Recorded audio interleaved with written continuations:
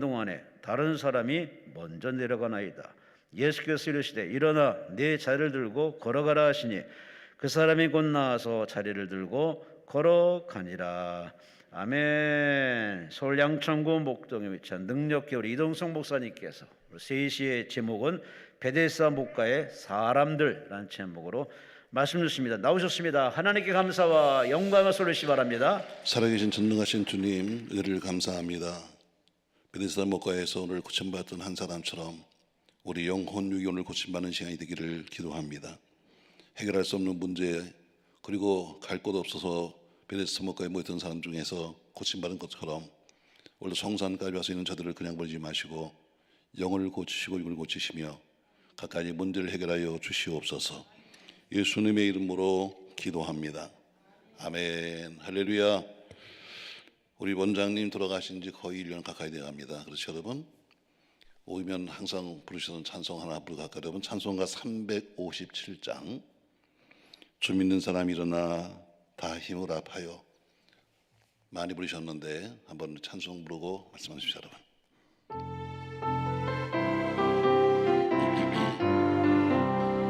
주 믿는 사람 일어나 다 힘을 합하여 이 세상 모든 마귀를 다쳐서 멀하세. 저 앞에 오는 적군을 다 이겨라. 주 예수 믿는 힘으로 온 세상 이기네. 믿음이 이기네. 믿음이 이기네. 주 예수를 믿음이 이기네. 온 인류 마귀 계율로 큰 죄에 빠져서 진리로 띠를 띠고서 늘 기도드리세.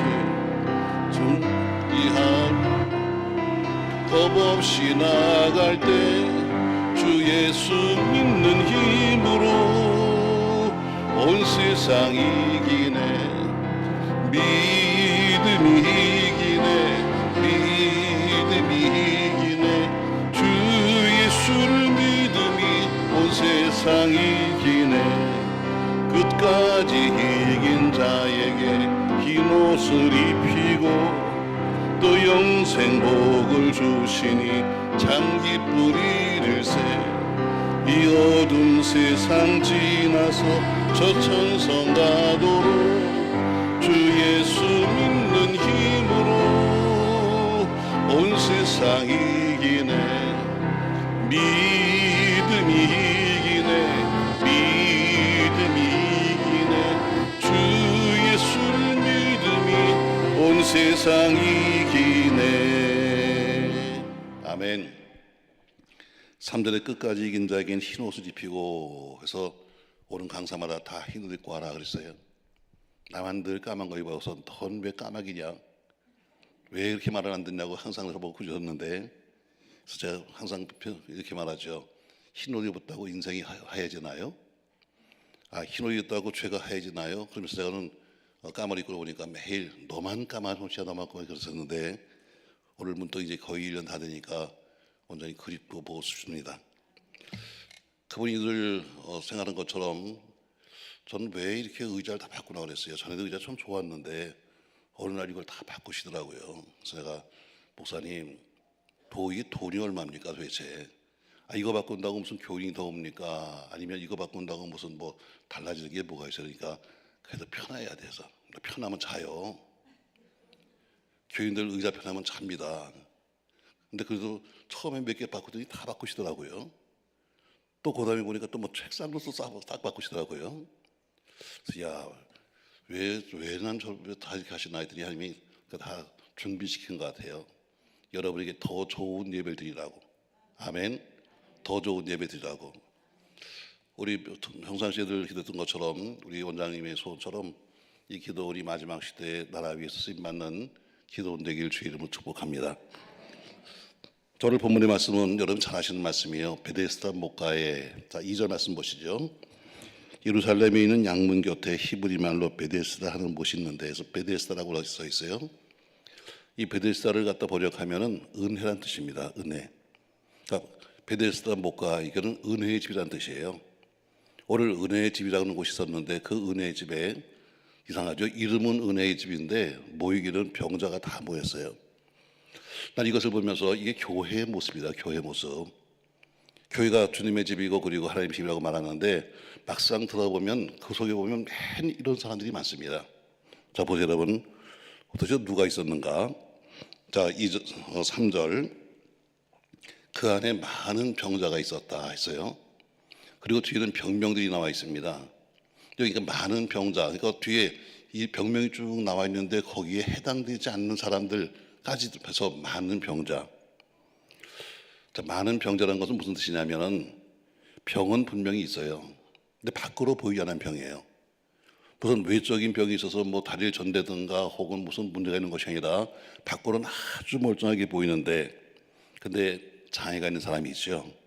외적 장애는 전혀 없는데 내적 장애가 있는 사람, 다시 말해 속이 썩은 사람이죠. 아마 여기도 꽤 많이 있을 거예요. 속이 썩은 사람들. 겉은 다 멀쩡한데 속이 썩으신 분들 계시죠 여러분. 바로 오늘 많은 병자 속에 들어가요. 우울증, 혹은 마음의 병, 혹은 자녀로 인한 병, 혹은 부부간의 병, 전혀 밖으로 보이지 않는 병이죠. 근데 어떻게 이거는 누구한테도 말할 수 없는 나만이 알고 있는 참 힘든 병이에요. 많은 병자 했는데 뒤에 보니까 쭉 병명이 나와 있는데 거기 포함되지 않은 다른 병까지. 저 여러분의 마음의 병이 고쳐지기를 바랍니다. 저도 뭐 목동 아파트에 있으니까 저도 뭐 목동 아파트 가운데 있거든요. 교회가요. 교인들의 대부분이 다 우리 아파트 사람들이죠. 아파트 살다가 이제 이사를 가서 좀 멀리서 오신 분도 계십니다만, 그러나 저는 사실 멀리서 오는 교인들은 다 가까운 교회를 보내요. 아유 목사님, 그래서 교회가 사람들이 보이겠습니까? 가는 교인도 가서 끌고 올 생각을 해야지, 이렇게 말하십니다만 사실 굉장히 미안하죠. 왜 교인들은 매주 와라 그러면서 목사는 1년에 한 번도 못 가니까 참 미안하죠. 또 제가 말합니다. 할 수 있으면 그냥 가까운 데 가세요. 가서 쭉 말씀을 들어보시고 교파 같은 거 보지 마시고 가서 말씀을 들어보시고, 또 그리고 가서 목사님 좀 잘 좀 파악해가지고 그래서 가까운데, 왜 지금 남편이 안 믿고 아이가 안 믿지만 그러나 그들을 전달하려면 멀리서는 할 수 없으니까 그냥 가까운 데 가셔서 하세요. 그러나 정 가서도 힘들면 오세요. 이렇게 말합니다. 그래서 저희 교인 중에서 이사 가면 대부분들 다 그냥 가까운 교회를 갑니다. 그래, 목동 아파트도 그냥 살만해요. 밥 먹고 살만합니다. 근데 이상하게도 신방 가보면은 이상한 집이 상당히 많아요. 그만한 평 쓰면 뭐 50몇 평 살고 40평 살면 괜찮게 사는데, 근데 가면 대낮에도 카텐을 쫙 쳐놓은 집도 많아요. 왜? 우울증이에요. 무서운 병입니다, 여러분. 또 어떤 사람, 이런 사람도 있습니다. 교인 중에서. 뭐 지금 혹시 받았습니다만, 이 사람은 의처증이에요. 의부증이야. 자, 머릿속으로 그립니다. 자, 남편이 아침에 출근하는데 그 사람은 앉아서 지금 머리를 그리고 있어요. 남편이 지금 집에서 출발해가지고 목동 사거리 쪽으로 지나간다. 차가 가는 거예요. 가다가 차가 서더니 누굴 태웠어. 하면서 머릿속으로 쭉 생각하는 거예요. 뭐 이런 무서운 병도 있습니다, 여러분. 바로 이 모든 것들을 포함해서 밖으로는 보이지 않지만 그러나 마음속에 있는 병, 많은 병입니다. 전 여러분 그 병도 오늘 고침받기를 축복합니다. 할렐루야. 어쩌면 가장 무서운 병이에요. 밖으로 보이는 병 같으면 고칠 수 있는데 밖으로 보이지 않는 병이야말로 더 무서운 병입니다.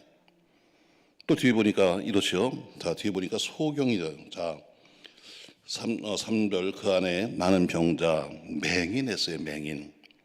자, 그냥 눈이 안 보이는 사람이죠.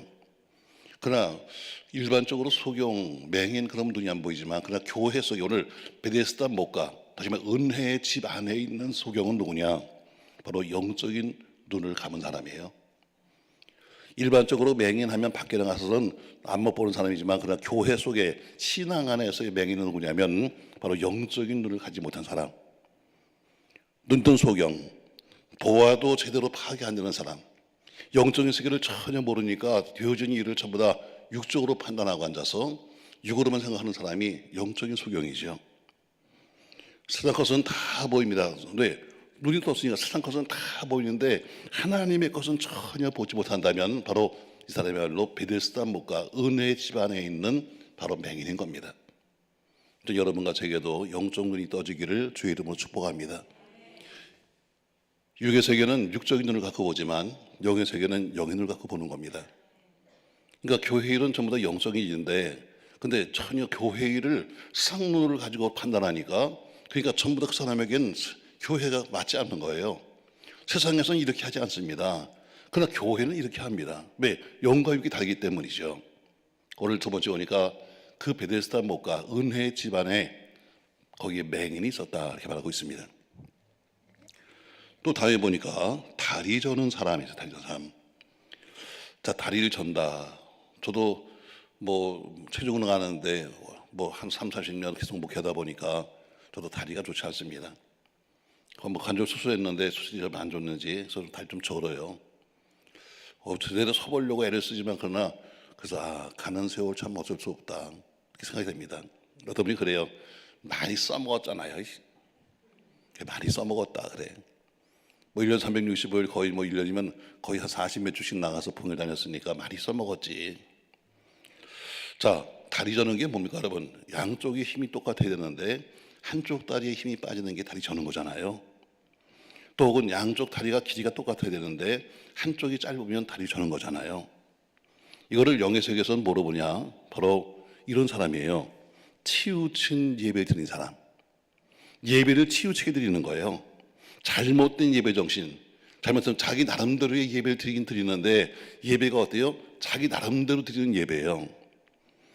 그러니까 예배는 여러분 세 가지 요소가 있어요. 예배의 3대 요소라고 하는데 예배는 반드시 하나님의 말씀이 있어야 예배가 됩니다. 예배는 말씀이 없으면 예배라고 부르지 않아요. 그러니까 반드시 말씀이 있어야 예배예요. 두 번째는 기도가 있어야 예배입니다. 혹시 우리 찬송을 가리켜서 찬송은 곡조 있는 기도라잖아요. 그처럼 말씀이 있어야 되고 기도가 있어야 됩니다. 이게 조건이에요. 요건입니다. 세 번째가 뭐냐면 반드시 예배는 뭐가 필요하냐면 헌물이 필요해요. 이 세 가지가 있어야 예배가 되는 거예요. 자, 그냥 여러분 드리는 여러분 예배 한번 생각해 보세요. 자, 주일 낮 예배 때 헌금 시간이 있습니까 없습니까? 아, 마스크를 썼구나. 가만히 읽어보니까 주일 낮 예배 때 헌금 해야 하네요.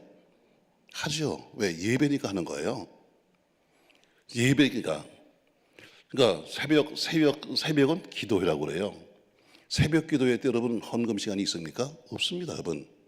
그러니까 예배가 되려면 반드시 이 세 가지가 필요한 거예요. 반드시 말씀과 기도 혹은 찬송 그리고 헌물이 있을 때 이것을 가리켜서 예배의 3요소다 이렇게 되는 거예요.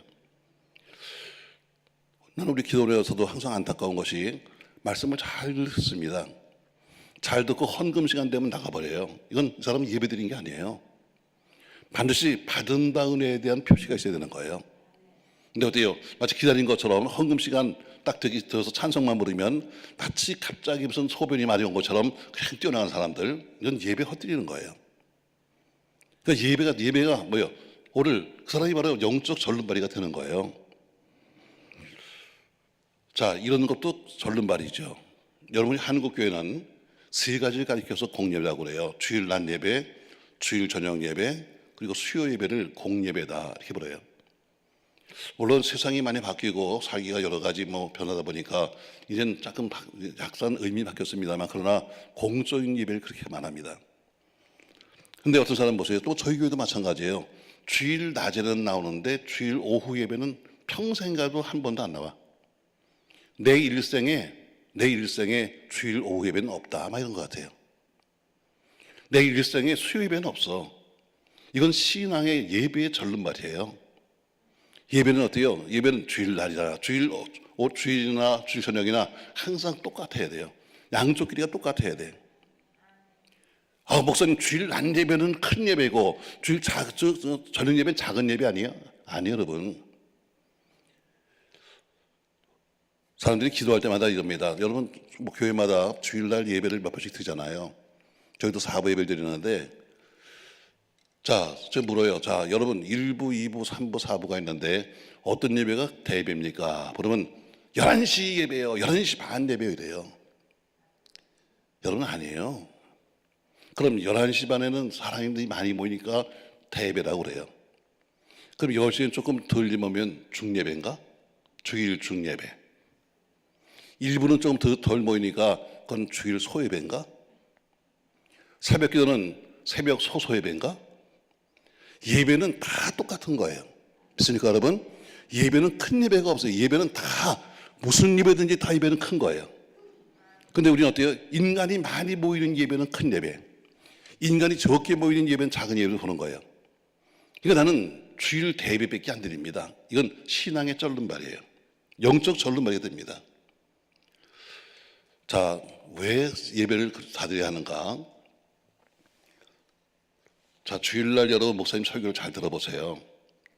주일날 교인이 1000명이면 주일날 난예배 때 드리는 그 설교, 하는 설교는 1000명이 다 가능하면 알아들을 수 있도록 설교해요.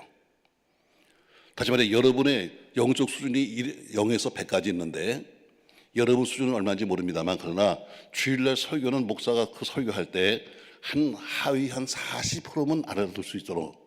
왜? 처음 온 사람도 있잖아. 오늘 처음 온 사람도 있고 어린 신자도 있으니까 누구나 주일날 설교를 다 듣고 이해해야 돼요. 뭐 처음 온 사람들 아무것도 모르게 무슨 뭐 영적인 세계가 어떻고 그다음에 무슨 논리가 어떻고 따지면은 대부분 다 모르고 가요. 그러니까 주일날 설교는 누구나 다 알을 수 있도록 쉬운 설교, 그리고 교리보다는 어때요? 생활 설교를 많이 해요. 그러나 주일 저녁이나 또 수요 예배는 어때요? 주로 강론을 많이 해요. 가르치는 거죠. 이것처럼 예배마다 약간적인 특징이 있어요. 그래서 예배는 다 드리는 게 좋아요. 고민스러운가? 음식을 편식하면 안 되는 것처럼 예배도 마찬가지. 예배도 나는 주일 낮예배만 드립니다. 난 주일 예배, 저녁 예배는 없어요. 이건 신앙생활을 잘못하는 거예요. 오늘 그건 바로 영적인 절름발이가 되는 거예요. 여러분 주보를 한번 여러분 교회 가서 오세요. 어떤 목사님은 다 주일날 신약만 가르쳐. 어떤 목사님은 구약만 가르쳐. 여러분 이것도 뭐예요? 신앙의 절름발이가 될 수 있어요. 그러니까 양식은 골고루 먹어야 돼요. 그러니까 골고루 목사님은 가르쳐야 되고 교회는 골고루 먹어야 되려면은 항상 예배는 어디요? 꾸준히 잘 드려야 되는 거예요. 오늘 이 사람 여기가 절름발이가 있었다. 이 얘기는 뭐예요? 바로 예배 절름발이 말하고 있는 거예요. 치우친 신앙, 한쪽으로 치우친 신앙. 왜? 저는 것처럼 똑같아요. 또 뒤에 보니까 이런 사람이 있어요. 자, 다리 저는 사람, 또 혈기 마른 사람이 있어요. 혈기 마른 사람. 자, 혈기 마른 사람이 보니까 여러분 직결은 손발이 마비된 사람이에요. 중병자죠. 손이 비틀어지고 다리가 비틀어졌습니다. 에스겔 37장에 보니까 바로 소망이 없고 살아날 가능성이 없는 마른 뼈들이 있는 것처럼 도저히 그냥 건드리면 넘어질 만한, 그냥 조금만 좀 바람 불면 넘어질 만한 그런 정도의 신앙이 바로 오늘 말하고 있는 혈기 마른 사람이에요. 교회 여러분 신앙생활을 잘 보세요. 내가 사실 뭘 알고 하는 것보다는 남이 하는 이야기에 흔들릴 때가 더 많아요. 남이 하는 말 한마디 소문에 가서 흔들리고 남의 얘기가 더 먼저 들리고 하는 것처럼 손만 대면 무너질 신앙 상당히 많아요. 교회 속에요. 손만 대면 부서져요. 왜? 마른 뼈다귀가 떼요. 마른 뼈다귀가 있는데 마른 뼈다귀가 부서지는 것처럼 언제 무너질지 모르는 신앙이 바로 오늘 말하고 있는 혈기 마른 신앙이에요. 또 교회도 보면은 뭐 여러 가지 또 교회도 병들이 있겠죠. 근데 오늘 본문에 보니까 이런 많은 병자들이 다 어디 있었냐면 은혜의 못과 베데스다 못에 있었다는 거예요. 우리 교회 속에 보면 교회는 어때요? 은혜의 장소죠. 근데 그 속에는 멀쩡한 사람만 있는 것이 아니라 이렇게 많은 영적인 병자들이 모여 있는 거예요. 여러분과 저도 보면 영적인 병자예요. 다 완전히 생각 못해요. 다 뭔가 나름대로 개인적인 신앙이 다 틀린 거죠. 어떤 사람은 전혀 말씀이 안 들어가요. 와서 앉아있기는 왜 하면서 앉아있는데 이미 아주 단단한 껍데기같이 단단한 껍질을 갖다 뒤집어 쓰고 앉아가지고 아무리 말씀으로 가서 때려도 어때요? 말씀이 튀어나가요. 이런 사람도 있어요. 근데 오늘 바로 베데스다 목가에 이런 사람들이 모였어요. 근데 이 중에 사람이 고침받아요. 전 여러분과 제가 고침받은 신앙이 되길 주의 이름으로 축복합니다. 자, 다시 말씀 보세요, 여러분. 6절 예수께서 5절 거기 38해 된 병자가 있더라. 예수께서 그 누운 것을 보시고 병이 벌써 오랜 줄 아시고 이르시되 내가 나았고자 하느냐? 병자가 대답하되 주여 물이 움직일 때에 나를 못에 넣어주는 사람이 없어 내가 가는 동안에 다른 사람이 먼저 내려가나이다. 자, 여러분 좀 이상하잖아요. 예수님이 물으시긴 뭐예요?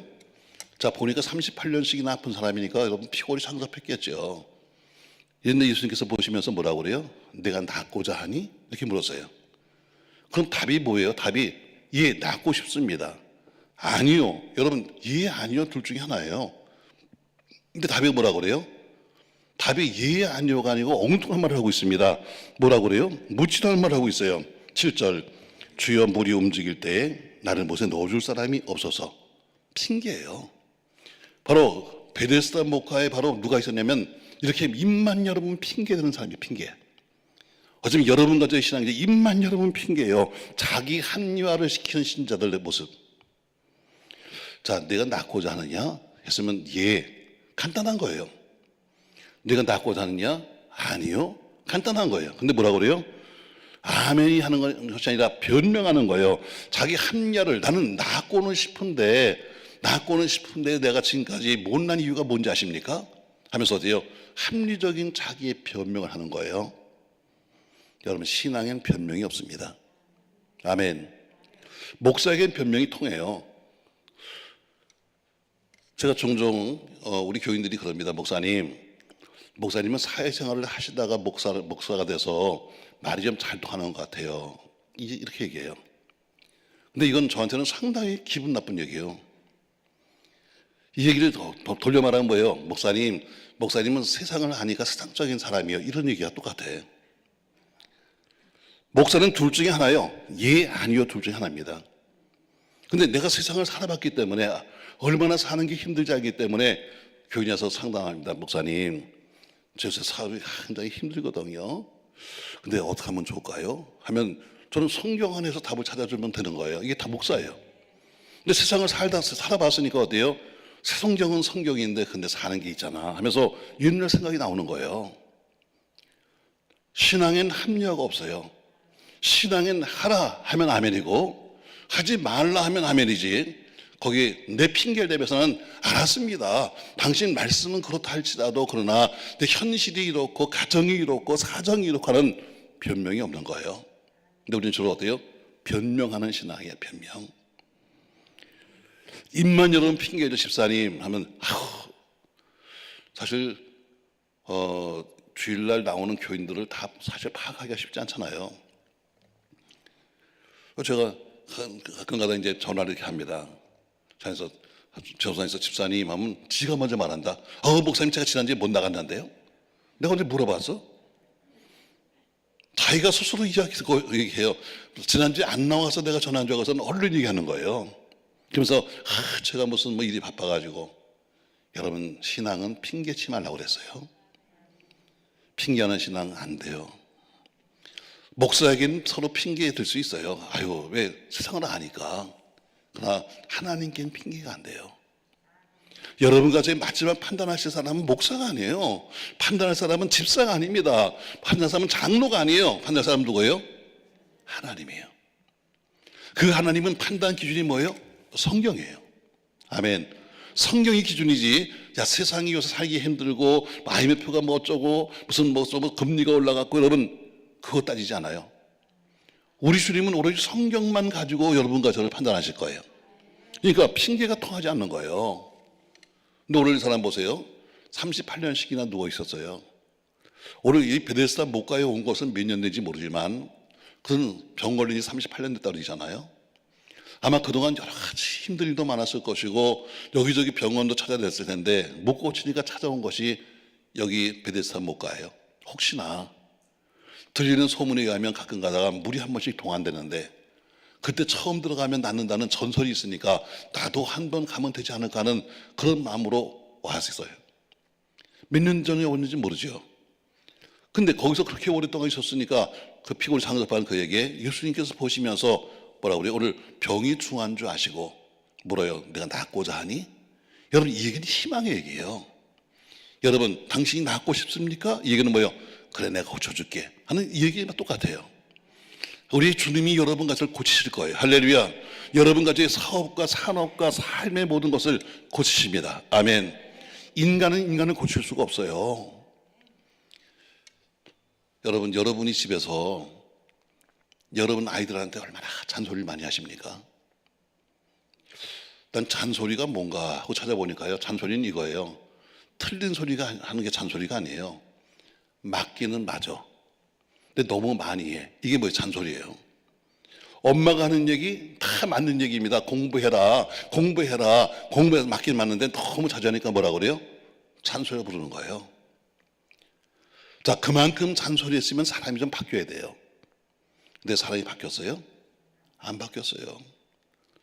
여러분, 남편과 결혼해서 지금 수십 년 동안에 그 인간은 맨날 양말 벗을 때 어때요? 뒤집어 벗어 놓잖아. 그렇게 여러분 빨래할 때마다 여보 당신 말이야 이런 뭐 해. 그래서 그렇게 잔소리했는데 지금도 어때? 똑같이 그렇게 벗어 놓잖아. 잔소리는 사람 못 바꿔요. 하나님이 바꾸세요. 그러니까 여러분, 사람은 사람을 바꿀 수가 없는 거예요. 자, 오늘 마찬가지로 주님이 물어요. 내가 낫고자 하느냐? 하면 그 속에서 희망이 있는 얘기예요. 왜? 내가 아멘 하면 그래, 너 나, 일어나. 그럼 끝나는 건데 그가 어떻게 쓸데없는 변명을 하는 거예요. 다시 말합니다. 신앙엔 변명이 없다. 신앙엔 변명이 없는 겁니다. 자기 합리가 없는 거예요. 그러니까 저는 이 교회는요, 보통 보면 네 종류의 신자가 있어요. 제가 지난번에 감리교회 붕회를 갔더니 목사님이 거기 권사님 한 분을 소개하는데 자랑스럽게 하더라고요. 목사님 우리 권사님이 있잖아요. 1등 권사예요. 1등 권사. 그냥 제가 교회에서 뭐가 필요하다 그러면 그냥 얼른 가서 해놓고 내가 얘기만 하면 얼른 해주는 1등 권사예요. 감리교는 남자 권사님이 있으니까. 제가 들으면서 그랬어요. 아유, 그 권사님이 1등이세요. 근데 내가 보니까 2등이네 그랬어요. 막 입이 갑자기 대빨 나왔어요. 왜? 담임 목사가 1등이랬는데 부흥사가 와서 2등이니까 기분 나쁜 거예요. 내가 설명했어요. 교회는 네 종류의 신자가 있습니다. 4등 신자는 누구냐? 아무리 이야기해도 아멘도 못하는 신자는 4등 신자. 여러분이 한번 생각해요. 여러분 몇 등인가? 아무리 이야기해도 아멘도 못해. 이건 4등 신자예요. 3등 신자는 누구냐? 말을 하면 아멘은 그렇게 잘하는데 살진 않아. 이건 3등이에요. 여러분 주로 3등짜리가 많지. 말끝마다 아멘은 그냥 해대는데 살진 않으면 3등이에요. 2등은 누구냐? 아멘과 더불어서 사는 사람이 2등이에요. 그 권사님 어때요? 목사님 말씀만 하면 그냥 한다니까 그 사람이 2등이야. 1등은 누구냐? 1등은 미리 알고 하는 사람이야. 미리 알고 하는 사람. 자, 여러분, 주일날 목사님이 설교하셨어요. 여러분, 오늘 목사님 설교를 들으면 대충 지금 목사가 지금 무슨 얘기 하는지 알아 몰라? 그럼 4등이지 뭐. 지금 오늘 목사가 지금 무슨 설교를 하고 있으면요, 설교 내용을 들으면 지금 우리 목사님이 지금 무슨 이야기를 하고 싶은지 여러분 감이 잡혀 안 잡혀? 그걸 잡는 거예요. 우리 목사님이 지금 하시는 설교의 내용을 들어보니까 목사님이 지금 또 아까 우리가 말한 것처럼 저희가 창립 35주년, 36주년 기념교회도 이번에 그 학교에다 교회를 하나 세웠어요. 저희는 교회를 세운다는 것보다는 넘어지는 교회를 가서 세워줘요. 교회 요새 새로 세우는 것도 중요하지만 교회가 다 무너져 갑니다. 신혼교회는 앞으로 살 길이 없어요. 제가 볼 때는. 왜? 교인은 점점 젊은 사람은 없죠. 어르신들은 어찌 자꾸 돌아가시죠. 교회는 하나 전다고 빚은 졌는데 빚은 갚을 길은 없죠. 이번에 이자는 전부 다 어때요? 과거에는 교회 이자가 보통 3.5% 있었는데 지금은 7%가 넘어갔어요. 곧 10% 됩니다. 이자가 2배가 넘어간 거예요. 그러니까 이제는 갚을 길이 없어요. 이대로 몇 년 가면은 그냥 무너지는 거예요. 그러니까 이자도 못 내니까 담임 목사가 월급 받겠어요? 못 받습니다. 그러니까 결국에는 나중에 교회 팔아가지고 가는 길밖에는 길이 없는 거예요. 이런 악순환이 계속 될 겁니다. 저희는 그래서 광천에 있는 교회도 가서 저희가 샀어요. 거기는 목사님 우리 교회 출신인데 옛날 우리 그 전도사 때 우리 예배당 질 때 그가 교회를 떠나면서 아주 옛날에 20몇 년 전에 교회에 3천만 원을 헌금하고 갔어요. 큰 돈이었지요. 근데 항상 요새 오는 문자를 보니까 목사님 좀 도와주세요. 이자를 못 내세요. 이자 한번 갚아주려고 되지 않아서 제가 연락했습니다. 빚이 얼마인데. 빚 몽땅 갚아주고 퇴직금까지 다 주고 이제 우리가 다 갚아줬으니까 넌 목회만 해라. 제가 해보니까요. 교회 개척에서부터 지금까지 30년 동안에 교회를 갖다 지금 지교회 5개, 우리 교회 지금 2번 짓고 교육관 뭐 하다 보니까 그냥 맨날 건축만 했어요. 그리고 그 빚을 20년 동안 갚았어요. 그러니까 20년, 개척해서 20년 동안 매일 빚 갚다 끝났어. 그래서 제가 생각했어요. 만약에 목회에서 바로 건축하는데 빚만 없다면 얼마나 좋을까. 목사는 그냥 목회만 해야 되는데 목사가 다 빚을 짊어지고 다니니까 목회가 뭐 안 되는 거예요. 나중엔 탈진돼 버려. 나중에 빚 다 갚고 나니까 목사가 돼요. 탈진되더라고요. 그래서 제가 생각했어요. 빚 없는 교회를 만들어서 후배한테 줘야 되겠다. 그놈들은 그냥 목회만 하게 오로지 쭉 목회만 하는데 그래도 못하면 죽어야지. 그래서 저희는 지교회 파송할 때 각서를 씁니다. 3년 내에 자립 못하면 나 그만둔다.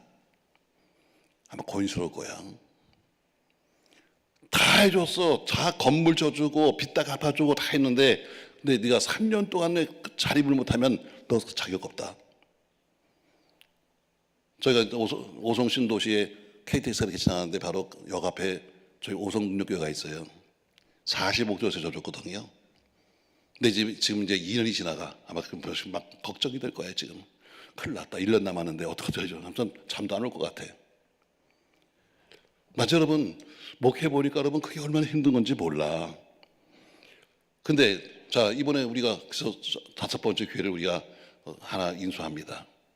거기 목사님이는 빚과 더불어서 모든 거기에 경비 그리고 목사님 퇴직금까지 다 계산해서 줍니다.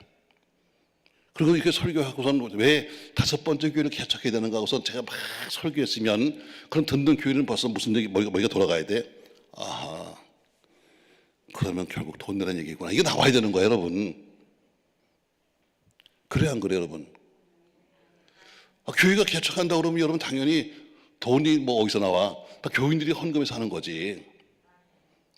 근데 또 어떤 사람들과는 전혀 못 드는 것처럼 가만히 있어. 이건 4등.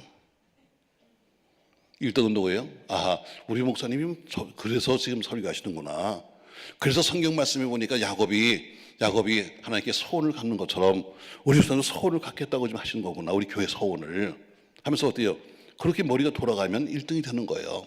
꼭 뭘 하자가 아니라 벌써 여러분 부부지간도 오래 살면 아침에 남편이 이렇게 나가면서 구두 신을 때 이렇게 찾으면 못 찾는 거야?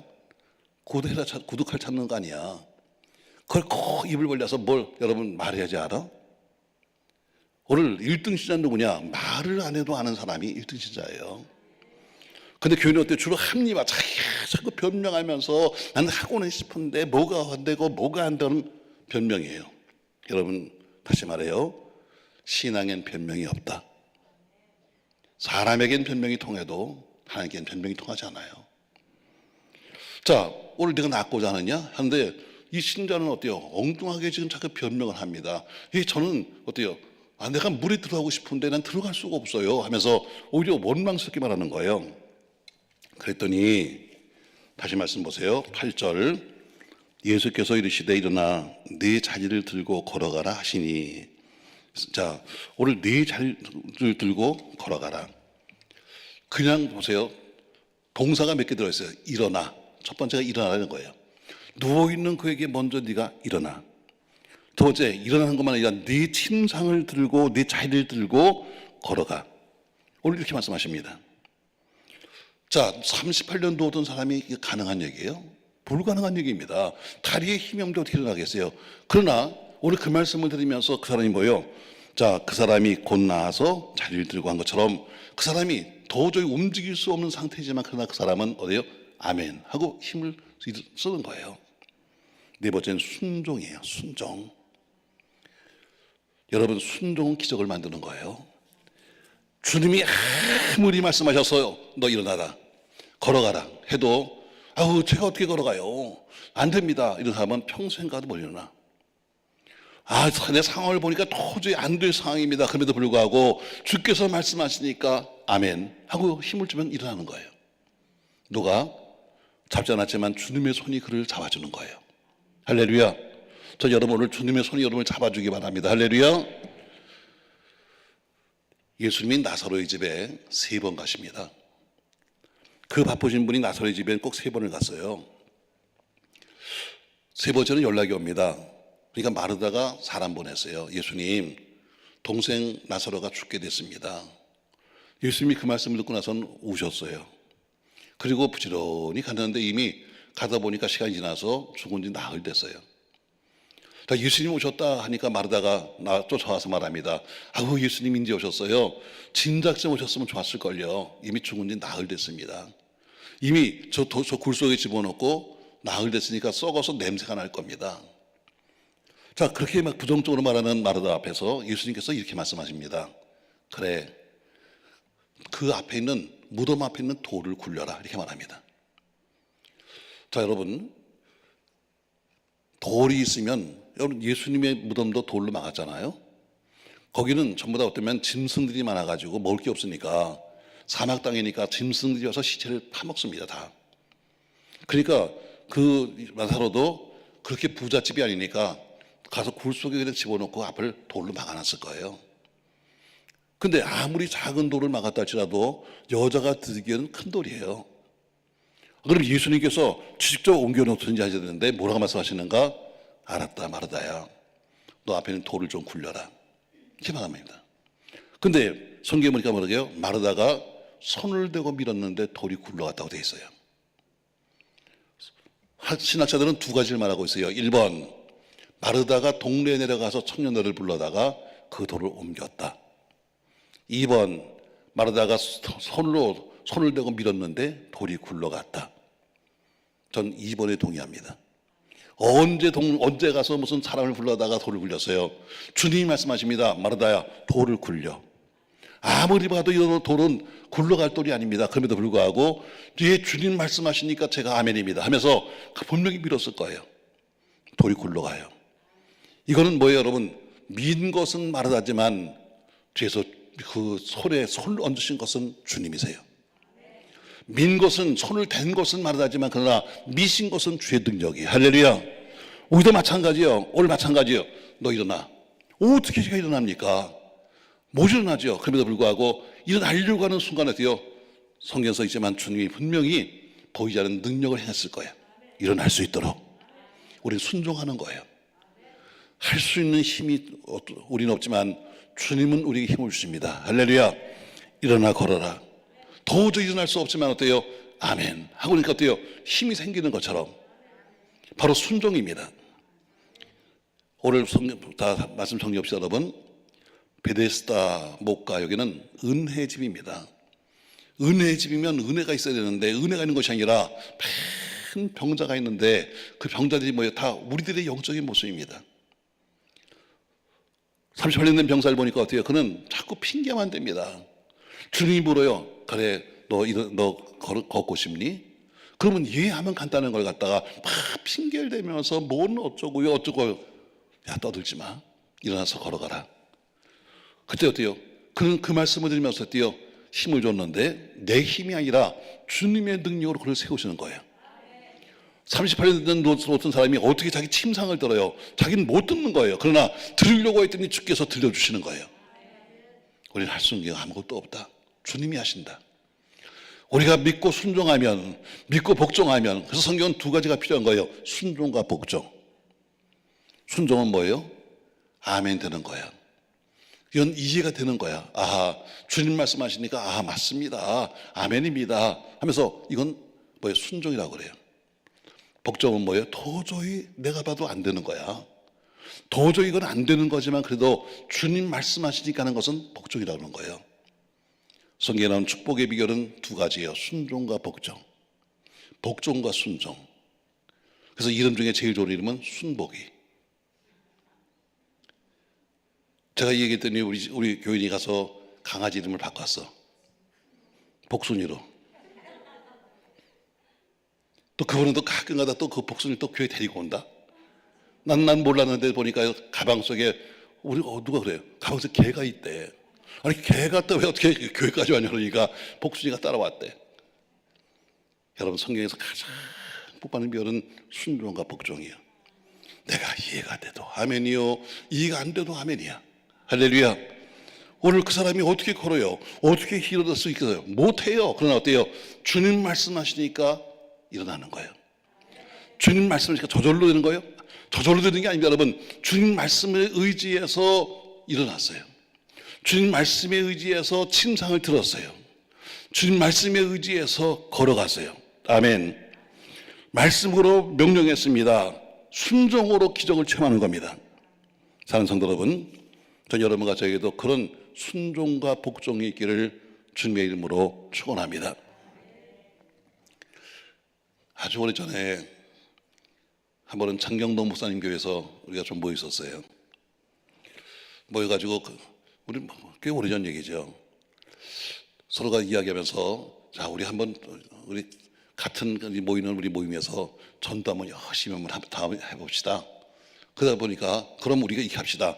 모이는 우리가 전부 다 똑같이 똑같은 표를 정하고 그리고 전부 다 똑같이 열심히 전도합시다.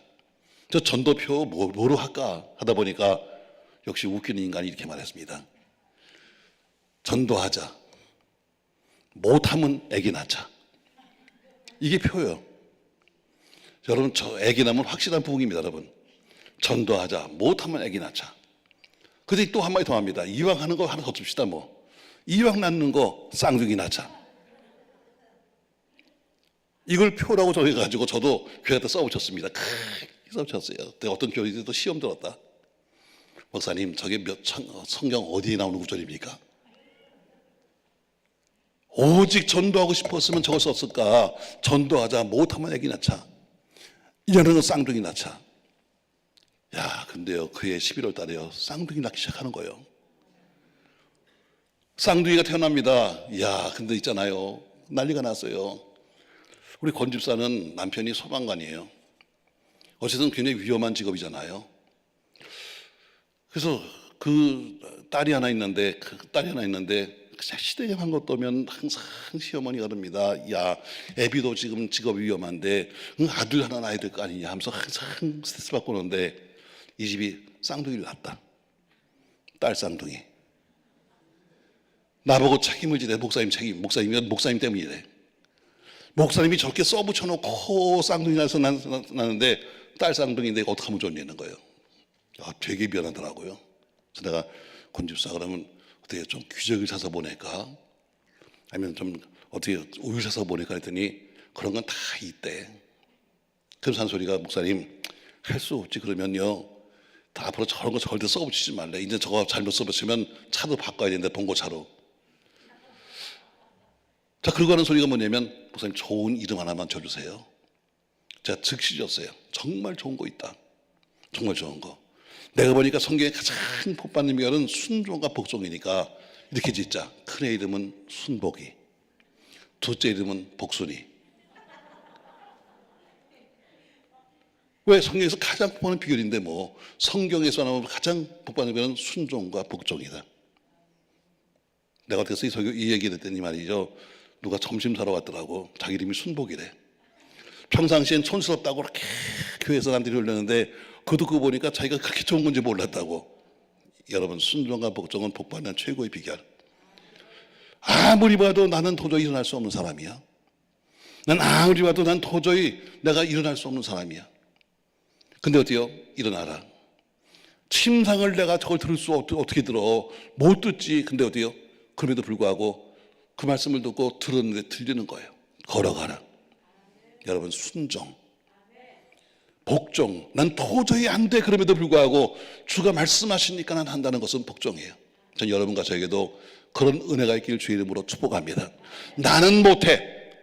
주는 하셔. 나는 안 돼. 주님은 돼. 여러분, 이게 신앙이지. 계산해서 2는 4, 2, 3은 6, 3, 3은 9 여러분 따져서 하는 것은 신앙도 아니건 산수요. 여러분, 세상에서는 1 더하기 1은 분명히 2입니다. 그러나 신앙은 1 더하기 1은 뭔지 아세요? 내 믿음대로 된다는 거예요. 믿음이 크면 천도 되고 믿음이 크면 만도 되는 거예요. 저는 오늘 이렇게 설교했어요. 하나님의 수학 공식이다. 세상의 수학 공식은 분명히 1 더하기는 1이지만 그러나 하나님의 수학 공식은 1 더하기 1은 내 믿음대로 된다. 아멘. 여러분, 오늘 전 여러분의 믿음이 그렇게 되길 바랍니다. 할렐루야. 도저히 이건 안 되는 거야. 근데 어때요? 된다. 일어나. 못 일어납니다. 근데 어때요? 주님이 하셨으니까 일어나는 거예요. 난 도저히 침상을 못 들어. 그럼에도 불구하고 주님 말씀을 시간은 들을 거야. 들려지는 거예요. 어떻게 내가 걸어가 38년 동안 누워 있었는데 그래도 주님이 하시니까 가는 거예요. 사랑하는 성도 여러분, 그러나 순종엔 대가가 따라가요. 그냥 순종했더니 무조건 되는 게 아닙니다. 반드시 순종엔 대가가 따라갑니다. 아픔이 따라와요. 희생이 따라갑니다. 결단이 따라갑니다. 그러나 그 뒤에는 반드시 큰 간증이 있다는 것을 아셔야 합니다. 하나님이 아브라함을 부르십니다. 아브라함아, 창세기 12장이죠. 내가 살던 고향을 떠나서 너는 이제부터 내가 지시하는 곳으로 가라, 이렇게 말합니다. 성경에 보니까 어때요? 지시할 땅으로 가라 해요. 어딘지도 알려주시지 않으면서 무조건 네가 떠나면 내가 알려줄게. 아브라함이 아멘 하고 떠났는데 여러분, 그것이 그냥 되겠어요? 지금까지 살아왔던 자기 모든 삶의 터전, 자기 모든 가족, 모든 친척, 자기 모든 소유 다 버린다는 것은 여러분, 이건 정말 힘든 거예요. 근데 고향을 버리는 아픔, 또 자기 주변을 정리하는 그런 아픔을 겪었어요. 또 조금 가니까 어떻게 13장에서 조카롯과 헤어집니다. 조카롯이 배신하듯이 어때요? 삼촌, 난 저기 갑니다 하면서 좋은 소돔성으로 떠나버립니다. 또 큰아들, 나중에 어때요? 이삭을 낳고 나서는 큰아들 이스마엘을 가서 사막으로 내쫓아버리고 자기 부인 하갈을 내쫓아버리는 아픔을 겪습니다. 마지막에 어때요? 20장에서는 자기 아들, 생명보다 귀한 아들 이삭을 하나님께 드리는 아픔을 겪습니다. 그러나 그 뒤에 어때요? 그 모든 것이 결과가 해서 어때요? 아브라함아, 아브라함아, 내가 이제야 내가 너를 인정한다. 창세기 20장에서 뭐예요? 하나님이 지금까지 수십 년 동안 그렇게 아멘 아멘 하며 살았는데 그 비로소 말씀하시기를 아브라함아, 아브라함아, 그에게 손대지 마라. 내가 이제야 네가 나를 사랑하는 줄을 알았다. 이제야. 제 성경은 가지고 있는 모든 성경의 창세기 20장에 보면 이제야라는 단어에 동그라미가 딱 있어요. 아, 맞아. 이제야. 내가 교회를 오래 다녔다고 하나님 인정하시는 거 아니에요. 내가 목사가 되었다고 하나님 인정하시는 것도 아닙니다. 우리 집안이 몇 대 신앙이고 우리 집안이 아버지가 장로고 목사고 이거 인정하는 거 아닙니다. 반드시 인정할 만한 사건이 필요해요. 사건. 여러분, 하나님 앞에 무슨 인정받을 만한 사건이 뭐가 있습니까? 그 사건이 필요한 거예요. 자기 아들 이삭을 갖다 드리는데 하나님이 그 이삭을 드리는 그 모습을 보시면서, 그리고 어때요? 칼로 치려고 하는 그 모습을 보시면서 아브라함 손대지 마라. 내가 이제야 내가 네가 나 사랑하는 거 인정한다 한 것처럼 아브라함 일생이 쉽지 않았어요. 그런데 이제야라고 인정하신 다음부터 그의 인생이 비로소 그 가정의 근심이 없어집니다. 전 여러분과 제가 그렇게 이제야 하고 인정받는 신앙이 되시기를 예수님의 이름으로 축원합니다. 저는 제가 예수 믿고 나서 지금까지 2번 들었어요. 이제야. 그래, 내가 너 인정해. 그래서 저 기독교 방송국에서 있는 새롭게서에 제가 간증했던 2번 했던 내용이 그 타이틀이 뭐냐면 이제야 내가 너를 인정한다 하는 타이틀도 있어요. 마지막 들었을 때가 언제냐면 제가 예배당을 짓고 나서 한참 빚에 몰렸을 때예요. 빚에 몰려가지고 그래도 괜찮아요. 왜? 그냥 다 워낙 가진 게 없이 사업하다 망해서 거지 돼가지고 신학교 들어가서 남이 마루에서 교회를 개척했으니까 무슨 가진 미천이 없잖아요. 다 교회는 부흥되는데 이사 가고 하는 그 다 빚이요. 나중에 돈을 갖다가 갚는데 돈을 갚을 길이 없는 거예요. 특별히 다른 것들은 뭐 이자만 내면 되는데 교회를 짓고 나서 교회 건축비 마지막을 줘야 되는데 이건 현금을 줘야 되니까 줄 수가 없는 거죠. 업자는 매일 와서 데모합니다. 근데 하나님이 주신 감동 때문에 제가 하나님께 약속을 했어요. 하나님 말씀하십니다. 오늘 창세기 20에 있는 것처럼 나에게 신장을 요구했어요. 그래서 제가 하나님께 약속했습니다. 하나님, 제가 신장을 드려서, 내가 신장을 드려서 우리 교회가 살 수 있다면, 말씀하신 것처럼 내가 신장을 내가 드려서 우리 교인들이 다 어려운 고비를 넘어갈 수 있다면 제가 약속을 지키겠습니다. 그래서 제가 신장을 작정했어요. 그리고 헌금물에 썼습니다. 제가 신장을 드려서 우리 교회가 살 수 있다면요, 제가 신장을 드리겠습니다. 우리 교회 바로 앞 정문 앞에가 이화대학병원입니다. 자연스럽게 의사도 꽤 많죠. 간호원도 있고. 또 주일날 되면 그 안에는 교회가 없으니까 주일날 거기 나와서 예배를 드리고 가는 또 의사도 있어요. 그래서 제가 주일날 광고합니다. 여러분, 제가 이렇게 신장을 드려 작정했는데 신장은 팔 수가 없습니다. 이건 불법이죠. 그러나 여러분에게 누가 와서 묻기를 어디 신장이 없냐고 물으면 나한테 보내세요. 제가 신장을 드리기로 작정했습니다. 교인들이 다 고개를 숙입니다. 이제 목사님이 세상에 이제 드릴 게 없어가지고 신장을 팔아서 드리겠대. 자, 그러면서 저는 생각했어요. 내가 아무리 신장을 드리겠다고 이야기한들 설마 누가 내 신장을 사랴? 내가 말은 이렇게 했지만 그러나 누가 신장을 사러 오겠냐? 근데 일주일 만에 오더라고. 일주일 만에. 그러니까 저는 이제 마지막에 이제 수표 부도 날짜도 얼마 남았고 해결할 수 있는 길도 없고 이제는 그 제가 선한 대로 그냥 꺼내놨는데 제가 주일날 드렸으니까 금요일날 철야 끝나고선 토요일날인데 아침에 휙 전화가 한 통 왔어요. 저 전화 받았더니 어떤 분이 남자분인데 좀 흥분했어요. 목사님, 능력교회 맞습니까? 예, 맞는데요. 목사님 계세요? 우리 목사가 몇 명 있는데 누구 찾으세요? 담임 목사님 계십니까? 예, 제가 담임 목사인데요. 예, 목사님 여기 상계동인데요. 그런데요, 신장 파신다면요? 와, 그 말 한마디에 온몸에 힘이 쫙 빠지고 말이죠. 서 있을 수가 없어. 제가 잠깐만요. 자리에서 전화를 받습니다. 예, 제가 그런 얘기 했습니다. 예, 목사님, 저는 있잖아요, 상계동에 살고 있는 천주교 교인입니다. 그런데요, 저는 주택은행 지점장 하다가 이번에 명퇴하고 그리고 좀 쉬고 있습니다. 뭐 다 그럴 때니까. 아, 그러세요? 어제 동네 우연히 나갔는데 동네에서 들리는 소문이 목동에 어떤 목사님이 예배당을 짓고 나서 돈 2억이 부족해가지고 신장을 판다는 소리 들었습니다. 예, 제가 그런 얘기 했습니다. 난 떨려 죽겠어 지금. 제가 전화하다 말고 묻습니다. 근데 선생님, 뭐 신장 이렇게 빼주는 게 아니니까 근데 신장은 어떻게 필요하십니까? 했더니 그분이 한참 떠들다가 아니요. 와, 욕 나와. 내가 그 짧은 시간 동안 얼마나 부들부들 떨었는데 세상에 한마디로 아니요. 네, 약간 기분 나쁘게 했어요. 근데 왜 전화하셨어요? 그랬더니 목사님, 전 천주교 교인이지만 난 지금까지 친구도 목사들도 있고 아는 교인도 많습니다. 그런데요, 근데 예배당을 짓고 그 목사님이 세상에 신장 판다는 건 생전 처음 들었습니다. 그래서요, 전 어제 그 얘기 듣고 지금까지 잠도 한 잠 못 잤습니다. 왜요? 목사님, 제가 받은 퇴직금이 있는데 제가 꼬드릴게요. 전 한 번도 본 돈 사람한테 돈 2억을 받았어요. 1년 동안 갚았습니다만 제가 이야기합니다. 그러면 저 만나 뵐까요? 아니요. 교회에서 상의하셔서 연락 주시면 제가 돈을 보내겠습니다. 그때 그 돈 2억을 받아가지고 교회 있는 돈 1억 가져 보러 가서 약속어물 찾으러 갑니다. 그리고 그 어물 쪽지 하나 찾아갖고 오는데 얼마나 몸이 아픈지, 이것 때문에 1년 내내 그렇게 울었는데 1년 내내 아팠는데 강단 뒤에서 누웠습니다. 그리고 제가 물어요. 하나님, 이제 됐나요? 그때 하신 말씀이요. 그래, 내가 너 인정한다. 내가 너 인정한다. 저희는 그때부터 지금까지 돈 때문에 울어본 적 없어.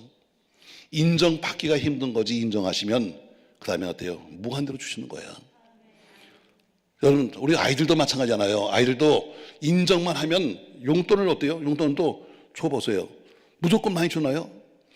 얼마나 줘서 자기가 올줄 쓸 줄 알고 제대로 쓰면 더 맡길 수 있는 것처럼 인정받기가 힘든 건지 인정받으면요 무한정이야.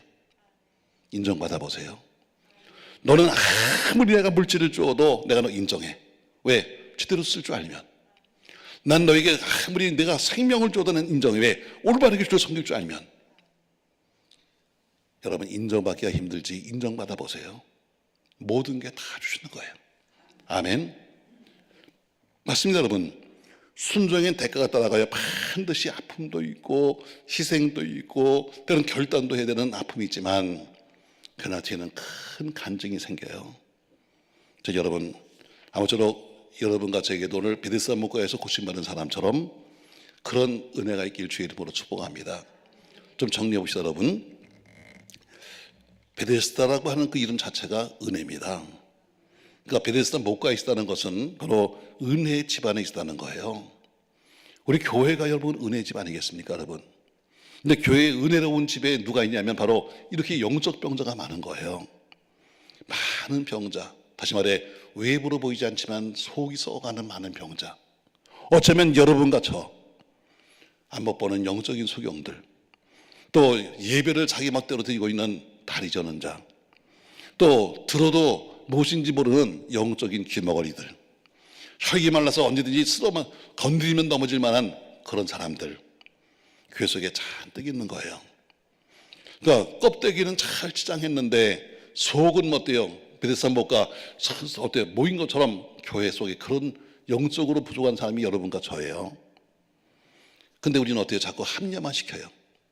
자꾸 무슨 변명만 하면서 나는 뭐가 어쩌고요, 나는 뭐가 어쩌고 하면서 우리는 자꾸 변명만 하는 거예요. 여러분 변명하지 말고 주님이 말씀하십니다. 내가 낫고자 하니 하면 대답하세요. 아멘. 내가 낫고자 하니 뭐예요? 변명만 합니다. 낫고는 싶은데가 아니에요. 나는 뭐 나보려고 그러는데 뭐가 안 되고 자꾸 이런 거예요. 그분이 말씀하십니다. 내가 일어나서 침상 들고 걸어가라. 그는 그 말씀을 듣고 어때요? 들을 수 없는 침상을 들고 일어날 수 없는 사람이, 걸을 수 없는 사람이 침상을 들고 걸어갑니다. 순종이죠. 복종이죠. 거기는 반드시 대가가 따라갑니다. 그러나 그 큰 대가를 치고 나면 뒤에는 반드시 큰 간증이 있습니다. 사는 성도 여러분, 저 여러분 아무쪼록 오늘 될 수 없는 것이 주님의 이름으로 되기를 주의 이름으로 축복합니다. 이건 내가 아무리 생각해도 이건 나는 못해. 나는 못해. 그러나 주님은 할 수 있어. 이건 내가 아무리 생각해도 나는 도저히 안 되는 거야. 나는 안 되는 거야. 그러나 주님은 되시는 거야. 주가 말씀하시면 여러분 아멘하고, 오늘 여러분과 제가 오늘 우리의 모든 근심과 걱정을 짊어지고 있던 거 다 주님께 맡겨버리고 새로운 걸음을 걸어가는 여러분과 제가 되시기를 예수님의 이름으로 축원합니다. 여러분 우리 아까 우리 불렀던 찬양 에바다 우리 한번 부르고 한번 기도하려고 합니다. 하나님 나도요 눈뜨게 하시고 나도요 걷게 하시고요 나도요 말씀하시면 이제 아멘하고 한번 안 되는 것도 한번 도전해 보겠습니다. 우리 찬송 부르고 기도합시다.